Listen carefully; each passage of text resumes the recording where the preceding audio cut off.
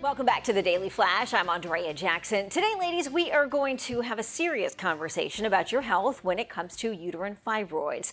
Because right now, between 20 to 80% of us will develop fibroids by the time we reach the age of 50. But life does not end once you get it. Joining us now to talk about the other side is women's health advocate and author Ella Destiny. Ella, great to see you.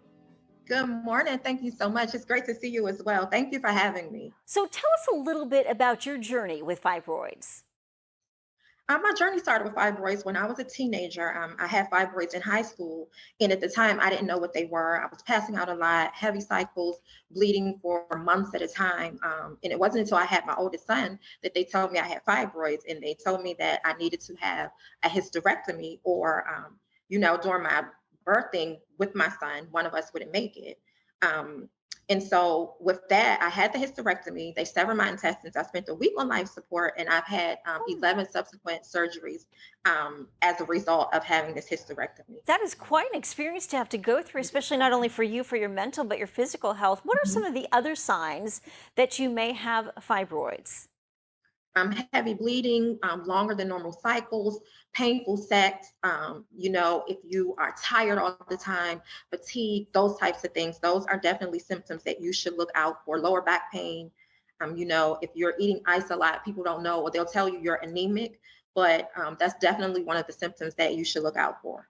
So, what advice, Ella, would you give to a woman who is suffering from fibroids right now? More than anything, know your options. Know that you don't have to have a hysterectomy. Make sure you do your research so that you can make an informed decision about your health and what you want to do with your body. If you have fibroids, sometimes they don't bother you at all, but you just have to make sure the size, you have to make sure where they are, those types of things, so that you can get care for it properly. And what do women usually ask you about surviving fibroids? The number one thing that they ask me is, how did I survive?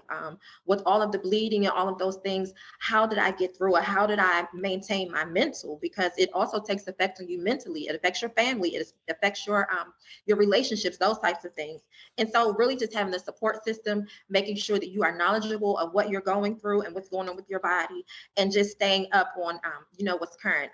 I'm an ambassador for USA Fibroid Centers, and they have a procedure called UFE, or uterine fibroid immunization, where you don't have to have a hysterectomy. And so therefore, just making sure that you are knowledgeable, that you are aware what's going on, and just making sure that you have the information that you need to make an informed decision. Ella, thank you so much. For more information on surviving fibroids, go to our website, dailyflashshow.com.